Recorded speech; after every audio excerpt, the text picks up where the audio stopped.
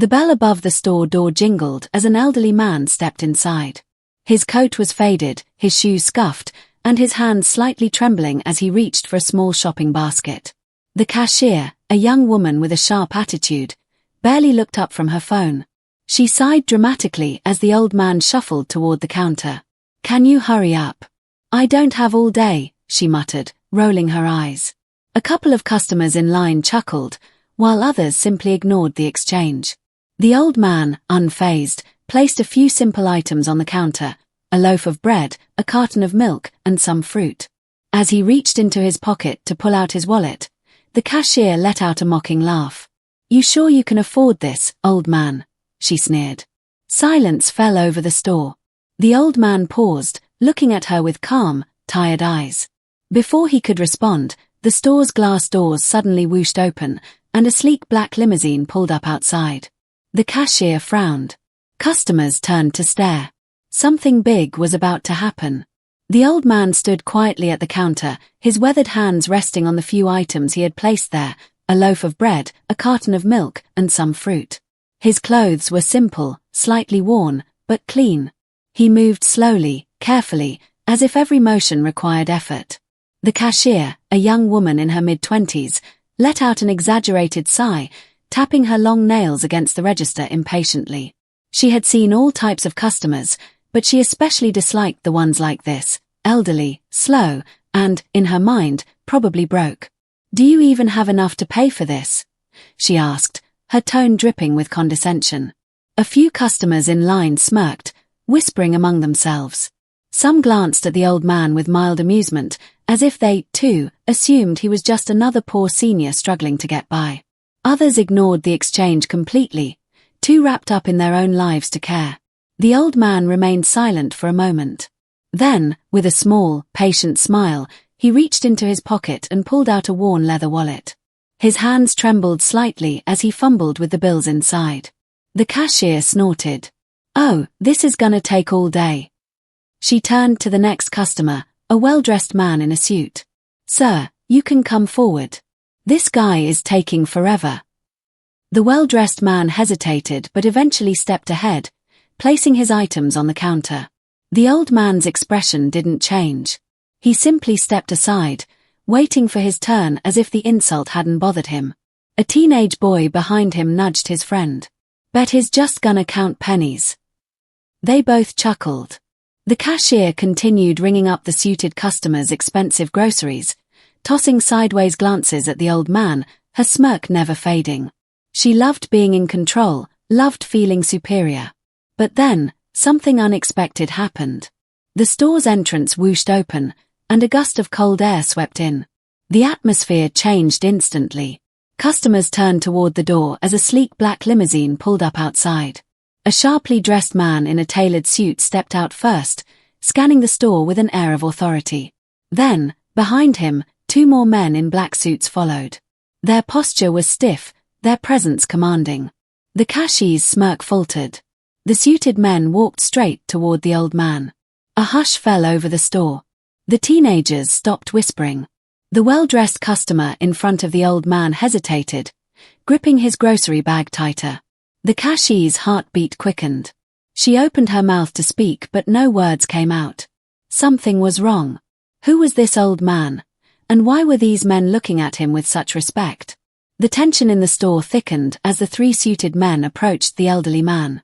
Their movements were sharp, deliberate, and filled with an unmistakable air of authority. The cashier's fingers hovered over the register, her once confident smirk completely gone. The customers in line stood frozen, their eyes darting between the old man and the intimidating figures now standing before him. Then, the tallest of the suited men stepped forward and did something that made everyone's jaw drop. He bowed slightly in respect. "Sir," the man said in a firm but deferential voice, "we've been looking for you." Murmurs rippled through the store. The old man, who had remained silent throughout the entire humiliation, finally lifted his head, his calm, wise eyes locking onto the cashier's stunned face. But he didn't speak yet. Instead, he simply gave a small, knowing smile. The cashier's throat felt dry. What was happening? Who was this man? The second suited man, holding a sleek black leather briefcase, turned toward the store manager, who had just rushed out from the back office, his face pale and covered in sweat. "Is this how your staff treats customers?" the man asked coldly, his voice slicing through the silence like a blade. The manager's eyes darted toward the cashier, who looked as if she wanted to sink into the floor. There must be some misunderstanding," the manager stammered. The old man finally spoke, his voice soft but firm. "No misunderstanding. I was treated exactly how she thought I deserved to be." The cashier's stomach twisted.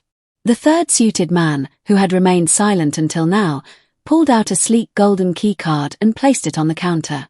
The store's logo gleamed under the fluorescent lights. The manager's eyes widened in recognition. The cashier, however, still didn't understand. Then, the first suited man delivered the final blow. "This is Mr. Carter, the owner of this entire chain of stores." The cashier went pale. Her knees felt weak. Her breath hitched in her throat. She had just humiliated the billionaire CEO of the company she worked for.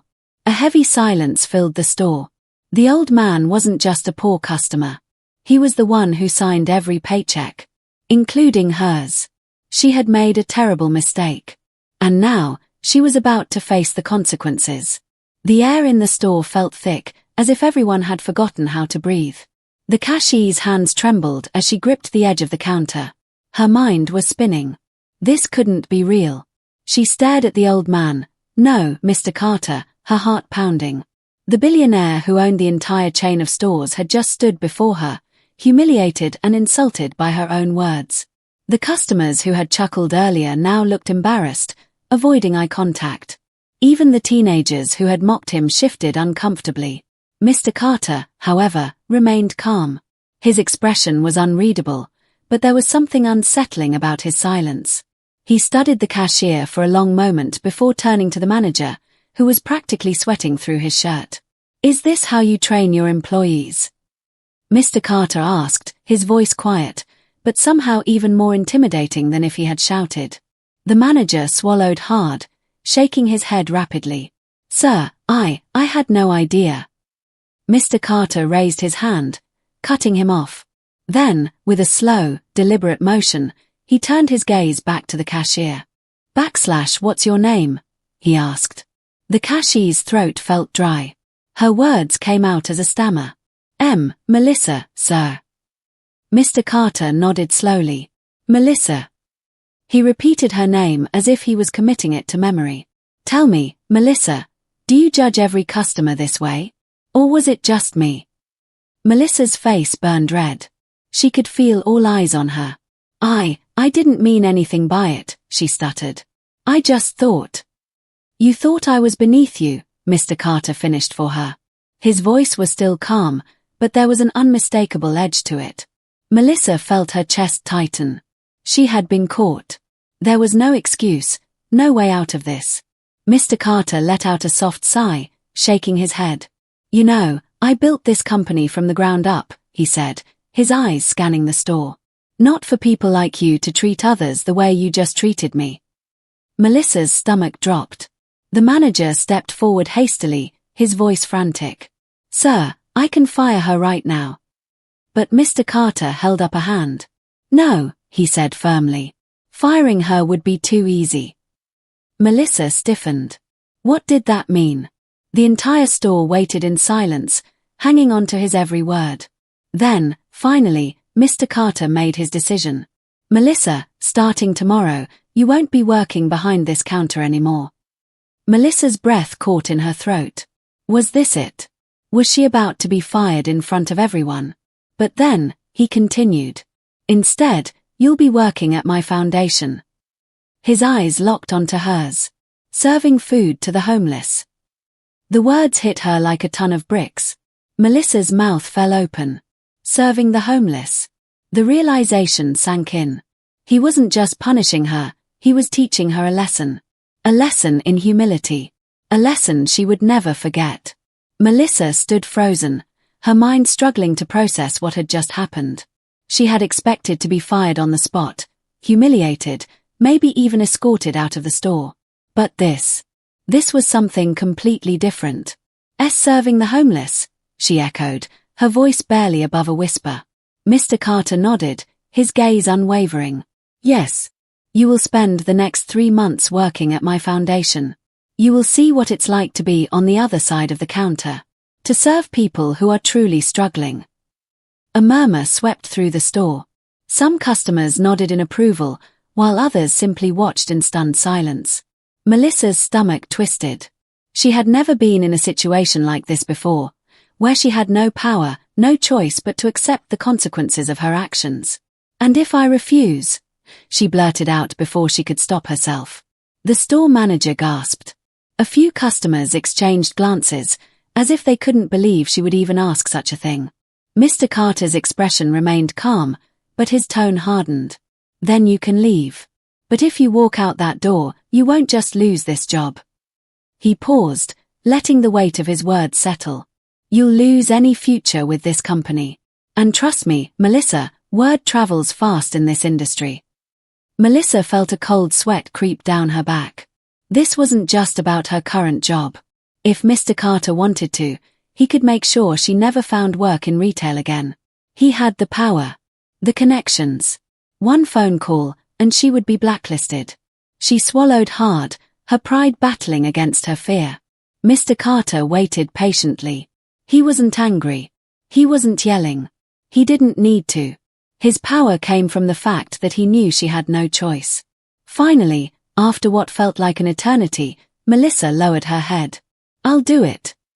A small smile tugged at the corner of Mr. Carter's lips.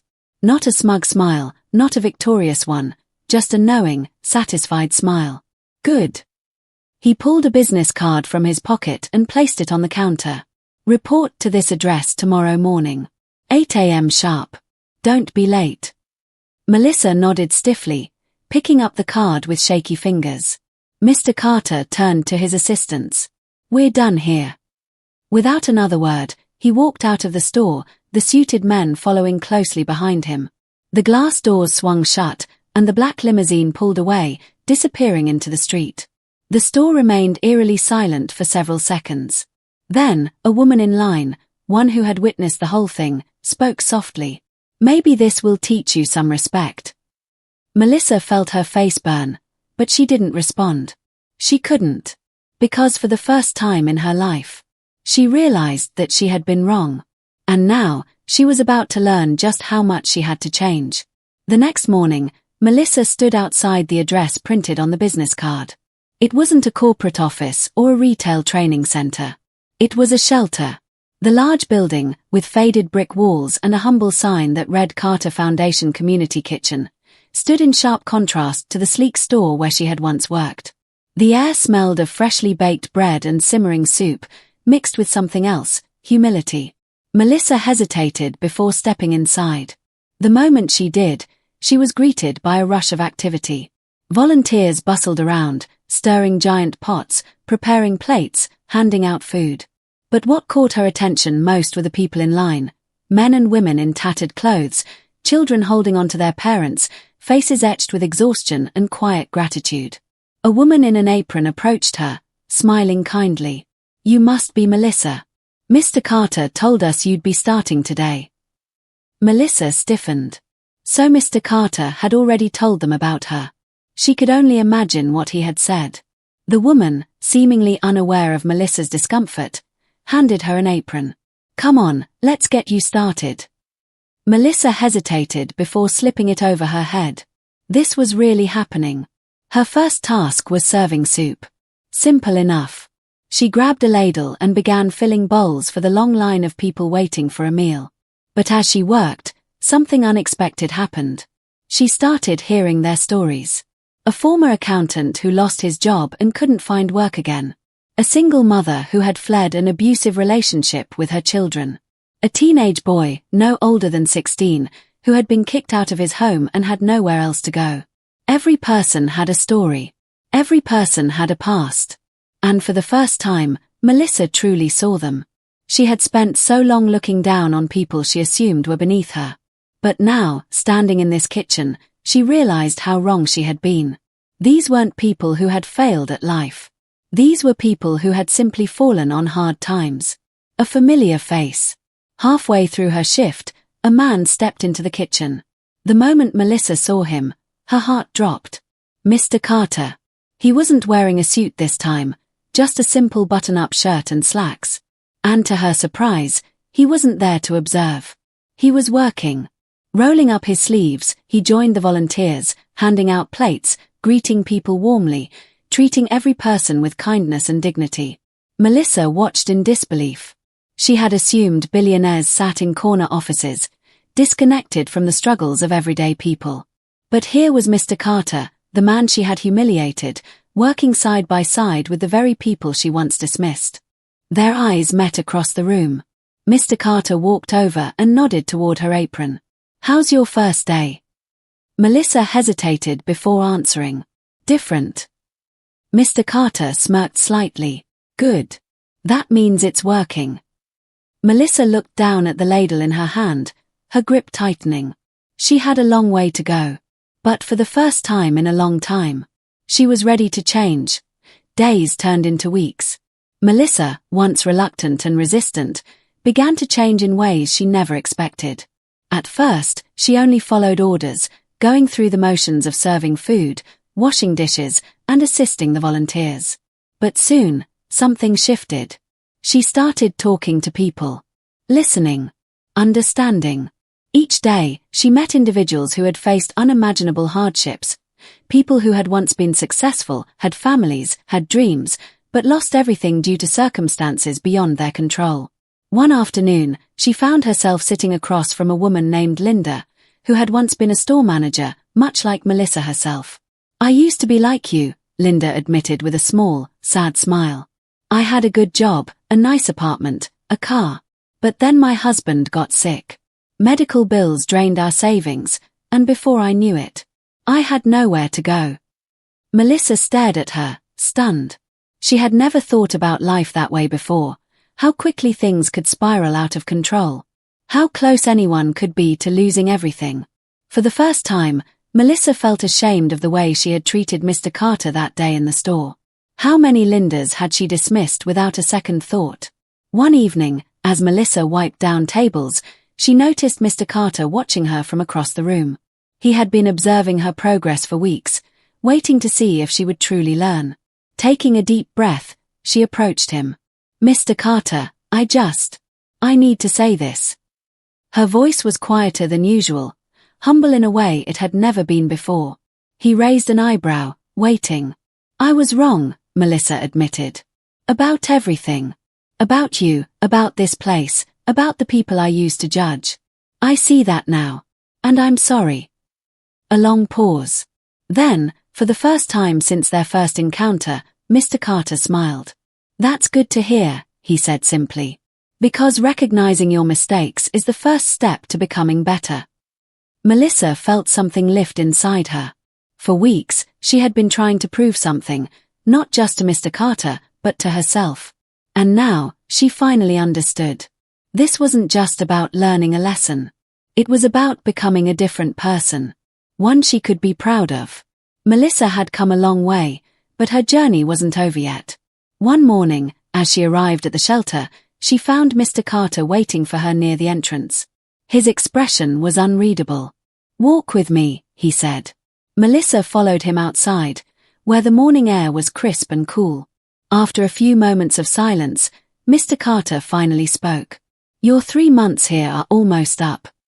Melissa stopped in her tracks. She had almost forgotten about the time limit. The thought of leaving the shelter, the people she had met, the work that had changed her, felt strange. "So, what happens now?" she asked carefully. Mr. Carter studied her for a moment. "That depends on you." He reached into his pocket and pulled out 2 envelopes. "One of these is a letter of recommendation," he explained. "It will get you any job you want, retail, management, corporate, you name it." Melissa's breath caught in her throat. A fresh start. But then, Mr. Carter held up the second envelope. "And this one?" she asked hesitantly. He handed it to her. Melissa opened it slowly, her eyes widening as she read the contents. A full-time job offer. At the Carter Foundation. Her heart pounded. He was offering her a permanent position at the shelter. Mr. Carter watched her carefully. I've seen you grow these past few months, Melissa. But now, you need to decide. Do you go back to your old life? Or do you stay and continue making a difference? Melissa stared at the 2 envelopes, her mind racing. She had started this journey as a punishment. But now, she had a choice. For the first time in her life, she knew exactly what she wanted. Melissa held both envelopes in her hands, her fingers trembling slightly. On one side, she had a fresh start, a letter of recommendation that could get her any job she wanted. A chance to return to the retail world, where she had once felt comfortable. On the other, an uncertain future, a job offer at the Carter Foundation. A life she had never imagined for herself. She looked up at Mr. Carter, who stood patiently, waiting for her decision. "Why are you offering me this?" she finally asked. Mr. Carter's expression remained calm. "Because I believe in second chances. And because I see potential in you." Melissa's heart pounded. A few months ago, she never would have considered staying in a place like this. She had thought of herself as better than the people she served. But now, she understood the truth. She had been the one who needed saving. She thought of Linda, the struggling mother. She thought of James, the teenage boy trying to survive. She thought of all the people she had met, people she had once ignored. And then she thought about herself. The old Melissa would have taken the first envelope. But she wasn't that person anymore. With a deep breath, she looked Mr. Carter in the eye and handed back the letter of recommendation. "I want to stay." For the first time, Mr. Carter's serious expression softened into a genuine smile. "Welcome to the team, Melissa." A wave of emotion washed over her. She had spent so long chasing after status, money, and power, only to realize that the greatest fulfillment didn't come from standing above others. It came from helping them rise. As she watched Mr. Carter walk away, Melissa knew. Her life would never be the same again. Melissa stepped into the shelter, not as a volunteer, not as someone serving a punishment, but as a team member. The same hands that once dismissed struggling customers now served them with kindness. Mr. Carter watched from a distance, nodding in approval. Melissa had learned the lesson. But more importantly, she had become the lesson. And her new life was just beginning.